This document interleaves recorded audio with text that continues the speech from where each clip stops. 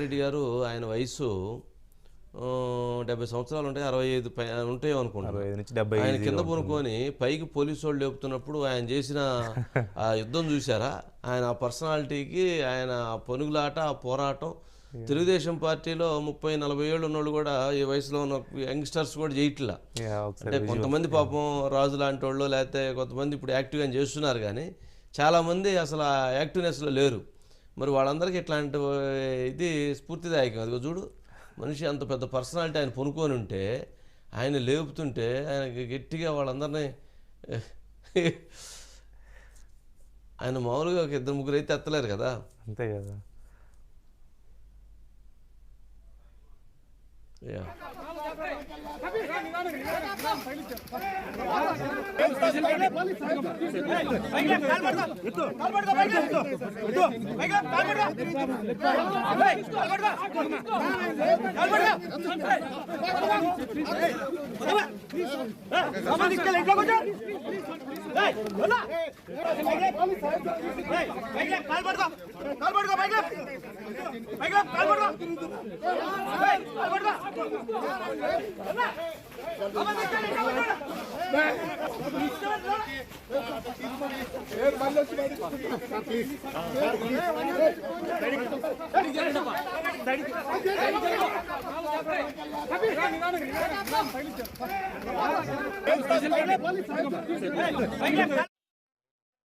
బయట ప్లే చేయండి.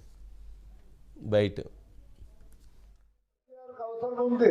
ఆయనకు నల్గొండ, మహబూబ్ నగర్ జిల్లాలకు నీళ్లు ఇవ్వాల్సినటువంటి అవసరం. ఆయన నీళ్లు తీసుకొని వచ్చి కృష్ణా నదిలో కలపాల్సినటువంటి బాధ్యత అక్కడ పైన ఉంది. అతను ఆలోచన చేస్తున్నాడు, ప్లాన్స్ వేశాడు.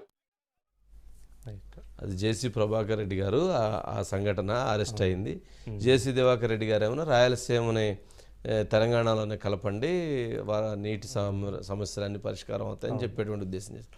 అయితే జేసీ ప్రభాకర్ రెడ్డి గారు ఈరోజు చేసిన దాంట్లో ఆయన అక్కడ అది ఒక పోరాటం అనమాట.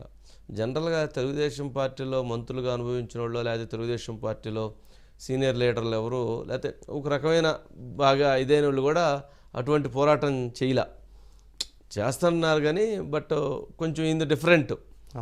మనం చూసాం మొన్న లోకేష్ పాదయాత్ర జరిగితే లోకేష్ ఆశ్చర్యపోయే విధంగా జరిగింది.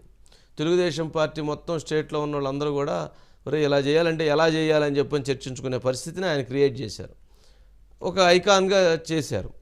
ఈరోజు ఒక అంశం చేస్తే, ఒక పోరాటం చేస్తే అదే స్థాయిలో ఆ పోరాటం, ఇవన్నీ కూడా కొంచెం పొలిటికల్ హీట్ జనరేట్ అవుతాయి. ఖచ్చితంగా అక్కడ లీడర్కు ఉన్నటువంటి సామర్థ్యత, లీడర్కు ఉన్నటువంటి బలం, లీడర్కు ఉన్నటువంటి పార్టీ మీద ఉన్నటువంటి కమిట్మెంట్, ఇవన్నీ చాలా అవసరం. ఊరక స్క్రీన్ ముందో, టీవీల ముందో, లేకపోతే కెమెరాల ముందో నటించడం, తర్వాత మళ్ళీ పక్కకు తప్పుకోవటం అన్నటువంటిది ఉంటే అది ఎప్పుడూ కూడా నటనలాగే ఉండిద్ది. అంతే కదా, ఒరిజినాలిటీ లాగానే ఉండిద్ది. ఈ వయసులో ఇంత ఎక్స్పీరియన్స్ పెట్టుకొని ఎవరున్నారు ఇంత ఫైట్ చేయడం అంటే సాధారణం కాదు కదా. రైట్. రామాంజనేయులు ఏంటి? Good evening. మొత్తానికి జేసీ ప్రభాకర్ రెడ్డి గారు ఏంటి మొత్తం ఆయన ఒక 10-15 మంది పోలీసులు గట్టిగా పట్టుకొని తీసుకెళ్తున్నట్లున్నారు. అవును సార్, అంటే జేసీ బ్రదర్స్ వయసు ఏమాత్రం వాళ్ళ లెక్క చేయట్లేదు, వాళ్ళ వయసు తగ్గట్లేదు, పెరుగుతున్నట్టు చెప్పచ్చు సార్. ఈ రోజు పెరగట్లేదు, తగ్గుతుంది అనుకోవాలి. ఖచ్చితంగా సార్.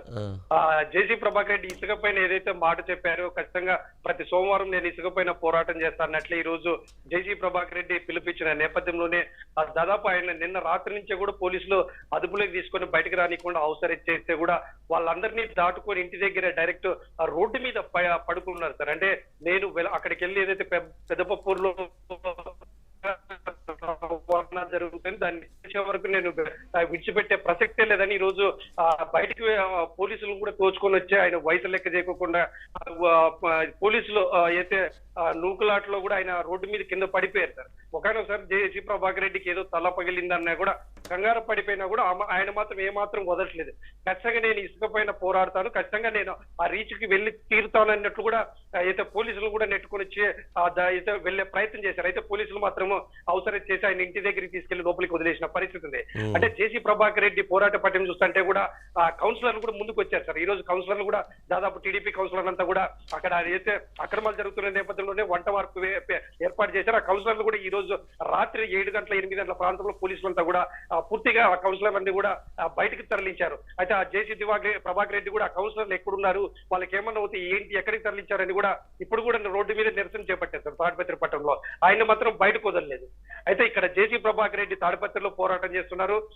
మాజీ ఎంపీ సీనియర్ లీడర్ జేసీ దివాకర్ రెడ్డి కూడా మీరన్నట్టు అయితే కర్నూలు అయితే రాయలసీమ కర్తవ్య దీక్షలో కూడా మళ్ళీ మరోసారి రాయల తెలంగాణ మాట తీసుకొచ్చారు సార్. దీనికి ప్రధానంగా ఏదైతే గతంలో కూడా బైఫర్కేషన్ అయినప్పుడు కూడా ఆంధ్రప్రదేశ్ రాష్ట్రంలో ఏదైతే తెలంగాణలో రాయలసీమని కలపండి, మాకు న్యాయం జరుగుతుందని కూడా గతంలో కూడా జేసీ దివాకర్ రెడ్డి అసెంబ్లీ కూడా చెప్పారు సార్. ఈ రోజు మళ్ళీ మరోసారి అయితే రాయలసీమ కర్తవ్య దీక్షలో ఖచ్చితంగా రాయల తెలంగాణ ఏర్పాటు చేయాలి. ఇదంతా కూడా అయితే వేసవికి ముగిసిన తర్వాత దీని మీద కార్యాచరణ రూపొందిస్తాము.